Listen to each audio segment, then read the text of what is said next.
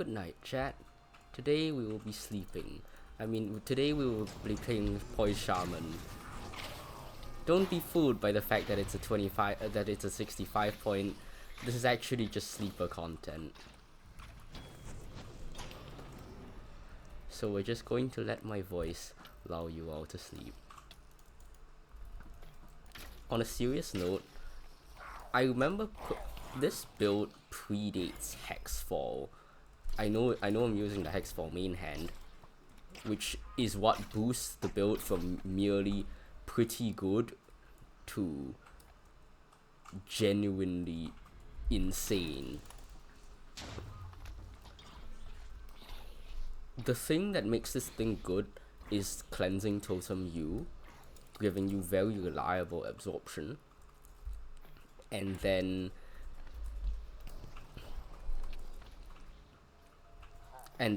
the relatively recently, not in terms of time but more in terms of updates, the relatively recently reworked Petrified Sap. It used to be a buff to Sapper Heal, which wasn't used as far as I'm aware, because why would you use that? It doesn't seem very useful.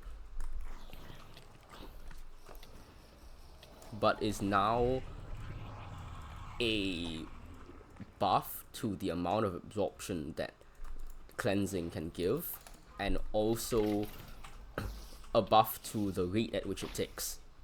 So your healing is not, so your absorption is not only very good, it's also much faster.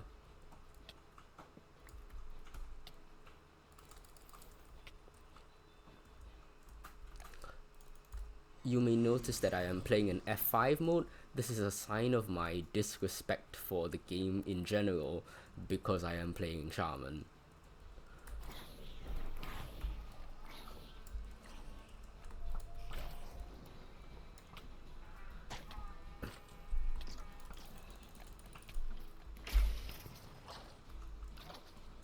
Now, it is like at least slightly different from Poise Apothecary in its conception, which is why the build isn't just the exact same thing, because cleansing has its heal based, even though its maximum is flat, its healing is based off of your max health. So if we ran Chains of Legacy, that would kind of, and if we run Chains of Legacy and Sentinel's Cap, right, that kind of murders the effective healing rate, or not so much effective healing rate as it is actual healing rate from cleansing.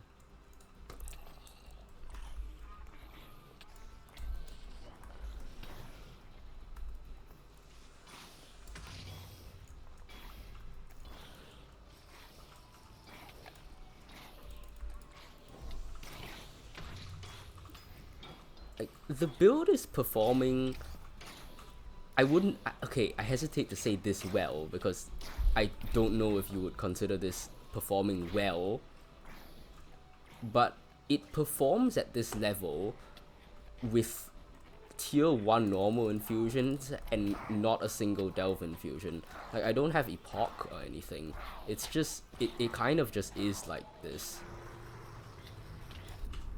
Unfortunate.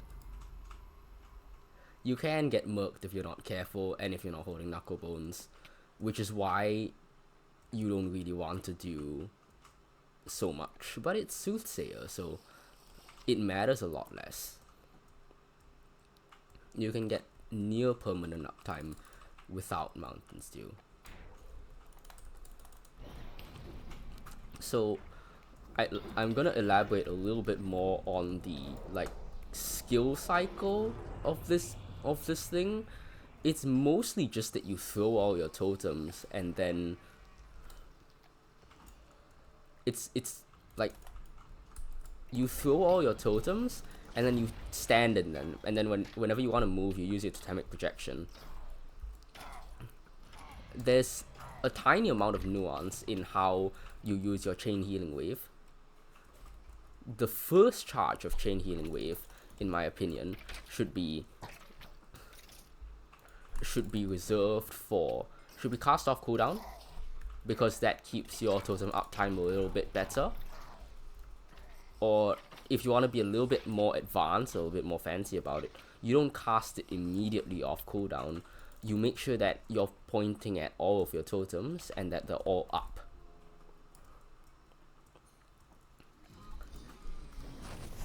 And that is because it only reduces the cooldowns of totems which are already on the field. Your second charge of Chain Healing Wave is reserved for emergencies. If you ever drop below, out of the Poise range basically, we're just gonna stand in our cleansing, and then we'll be fine. It's only a threat if you stop holding K-Bones and your cleansing runs out, like it did just there. That's not very good. Still, you can recover.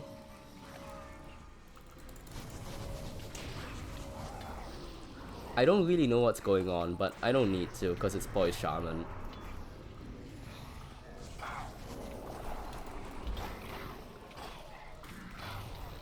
Intuitively, you would want to be running away from the source of the damage, but in this case, you don't really want to do that. If you do that, you might die because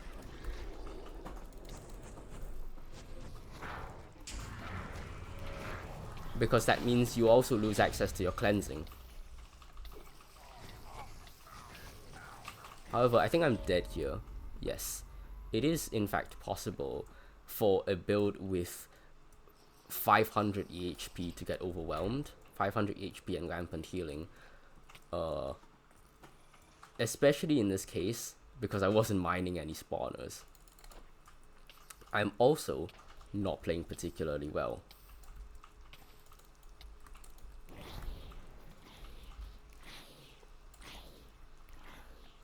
If you are careless about your vengeful mob management, you kind of get this situation where all of them build up and start to get max stacks vengeful, which max stacks vengefuls are pretty terrifying.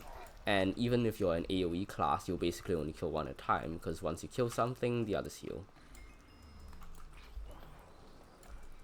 It's also pretty bad if you can't get away to break some spawners, because they'll just keep spawning. Unlike most classes which clear so quickly that respawning is not an issue at all, it kind of doesn't. This does not clear that quickly.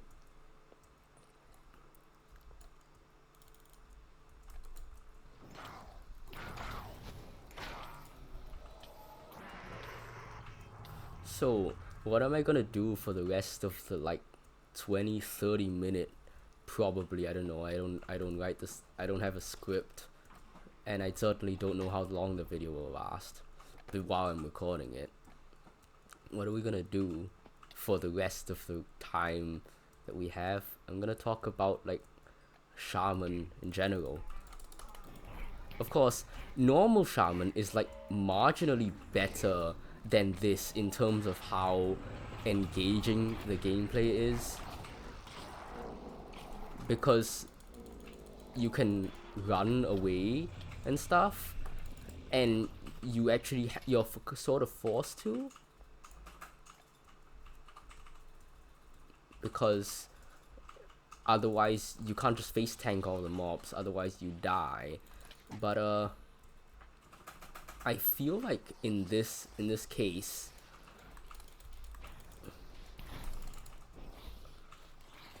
this case is like an extreme example of what makes Soothsayer the least played spec. Even though it's like, if you played it, you'd say it's a very good class, but you wouldn't say it's a very fun class. It's kind of boring. What do I mean by that? Like, the skill curve, for example, of Assassin is like pretty much a straight line. The better you are, the more you're going to get out of it, and you can get pretty good at it. So at the top end,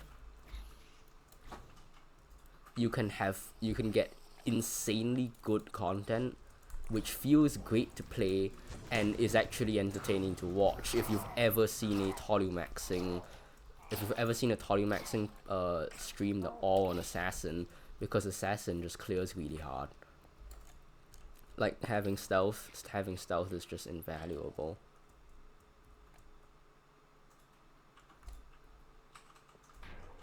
Oops. What if I just ran away? What if they weren't my problem because I can out-heal them? And I guess you kind of do want to be dodging on this build, but it doesn't matter. And an R1 Shaman would have to manage its cooldowns, but with the impunity to simply stay in your Whirlwind Totem and not think about it. Let's say that you're a lot better off. Like, I'm not even using, without my Dew, my totem downtime is like 3 or 4 seconds, or for my damage totems at least. How many damn buried horrors did it spawn? So, about what I was saying with the skill curve, like, probably nothing's as sharp as Assassin is, right? If you wanted a different example, Cleric is, or Paladin in its current state, has a shallower curve, which ends up worse because it's hard to play Paladin. Like, how do I put this? Being better at it does not confer that much of a bonus in terms of performance. Where is this buried horror? There? Jeez.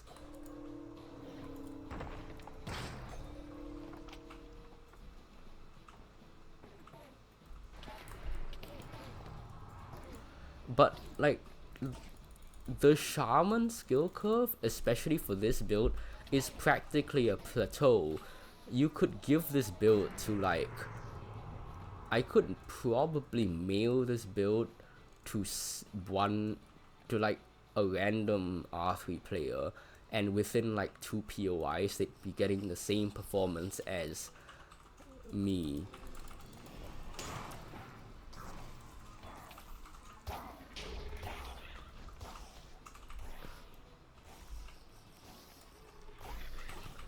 I failed the dew drink.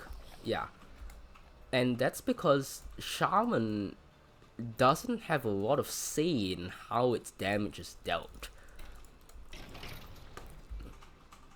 Like, the totem's existence means that you're kind of far removed from the actual damage dealing.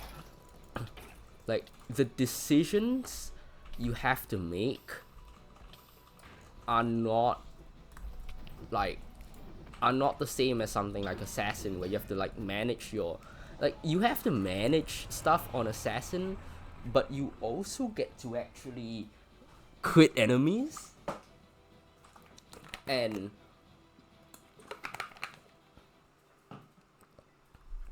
if you don't crit enemies, oh, my gear's about to break because of the amount of damage that I'm taking.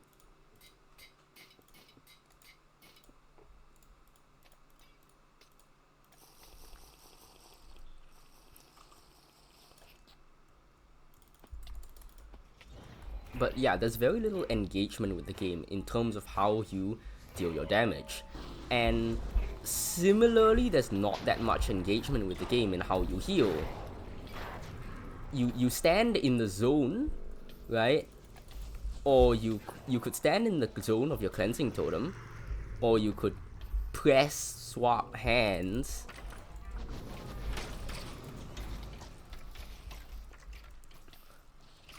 Shaman is lucky compared to like Hierophant or like literally any other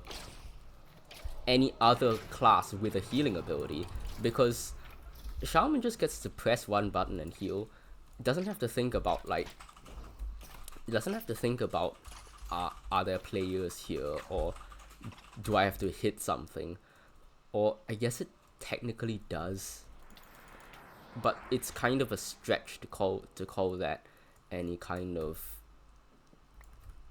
to say that it needs any real consideration. You just need to be looking at a totem, and you should be looking at your totems anyways, unless you are for some reason running away, in which case you will simply Totemic Projection them in front of you and then chain Healing Wave.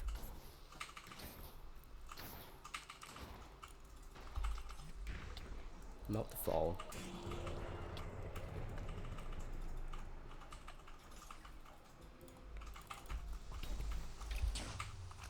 Yeah, so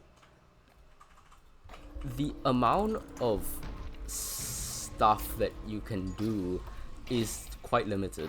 That's how I feel.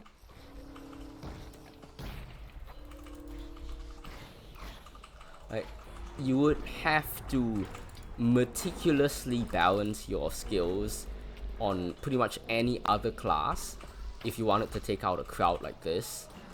On a melee class, you'd have to make sure you target the tanky enemy. You have to target tanky enemies and think about, oh, which enemies can I leave to, for example, Skirmisher U or Reverb, or like a Sweeping Edge or a Tactical or a Whirling Blade, just to give some examples. Whereas, and which enemies do I target with my big attacks? Or if you're a scout, right, you gotta think about, oh, when do I volley? Where do I Peace Strike when am I in danger? And maybe should I not be running into the spawners, like running to activate a bunch of spawners because I'm too bored. You know, maybe I'll handle them one at a time.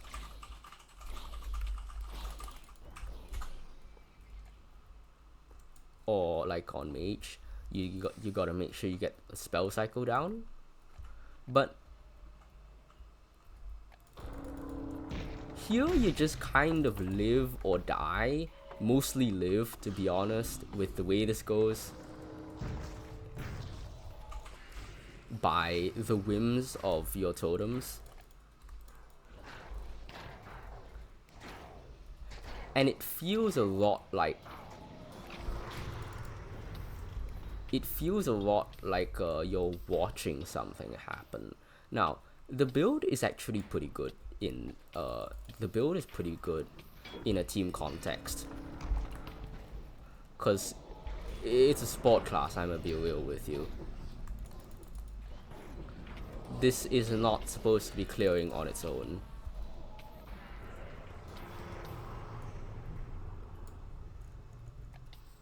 But I am yet to find someone who will lend me their voice when I make content. And okay, that Vengeful is a threat, but you see, I can't do anything about that Vengeful being a threat, because what am I gonna do? Everything attacks in an AoE. My Lightning Totem theoretically targets the most tanky enemy, but I can't do anything about that.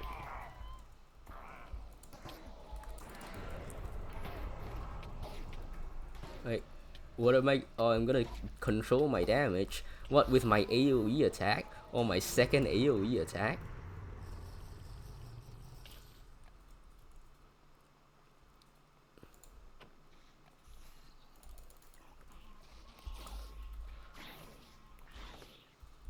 Just bait this in a circle. This is the real gameplay that you're going to see. You just walk in a circle and dodge the mob.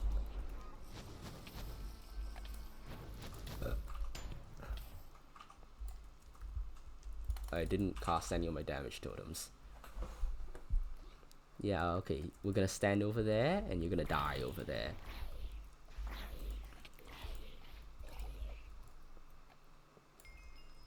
So yeah, I think that Shaman isn't engaging because what do you do after you've thrown down your totems? You just dodge mobs. That's not terribly engaging. You don't have to keep playing.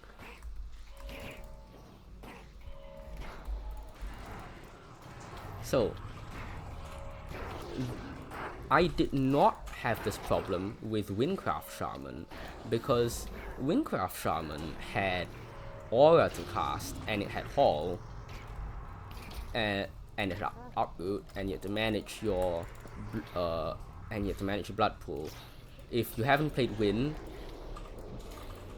a quick rundown of how the Shaman works is that you have one single totem. It's kind of big, it's like the size of a player. You toss it out and it deals damage in an AoE, but most people don't ever bother with that AoE damage. It's just kind of a niche bonus. What the real kicker is that you cast, but it's like left, right, left. No, sorry, I'm thinking of Archer. It's right, left, right, which shoots out an aura from your totem, which deals big damage and sucks in the enemies. And so you have to make sure you're casting that in order to keep dealing damage. And of course, it wouldn't have to manage your mana, so, you know, you think about when you cast that, and when do you maybe not want to cast that, because you're gonna run out of mana.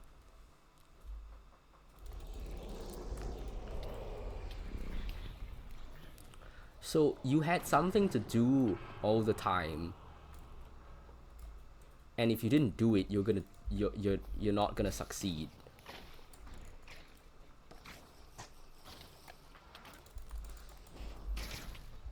But here it doesn't really matter what you do. Like, yeah, I'm technically projecting my totems every so often, but what do? My melee attacks hit like a wet noodle. I have all the strength of a passing breeze when it comes to melee. So what I'm hoping for from the Shaman rework is like some sort of spell that you cast from your totem on a relatively quick cooldown, or something similar to that. I walked in without every single one of my damage totems and my cleansing on cooldown. What am I doing?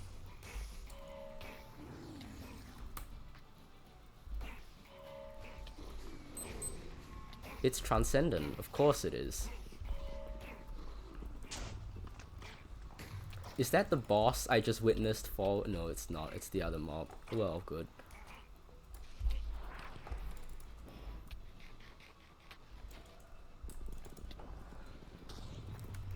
Yeah, I'd like to see something that makes the class at least a little more involved in its own gameplay. Because you're just circle strafing the boss.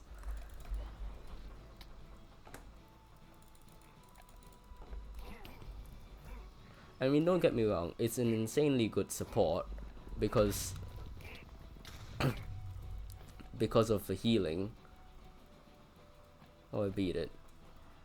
But it's just not all that fun to play unless you can. The only cool thing you can do is like run at your teammate and press F at them, and you'll feel really cool for having healed them and saved them from death. Oh, second pure shot, I'd say, sure. But you don't do much on your own.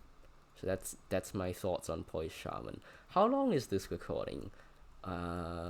Probably 40 minutes?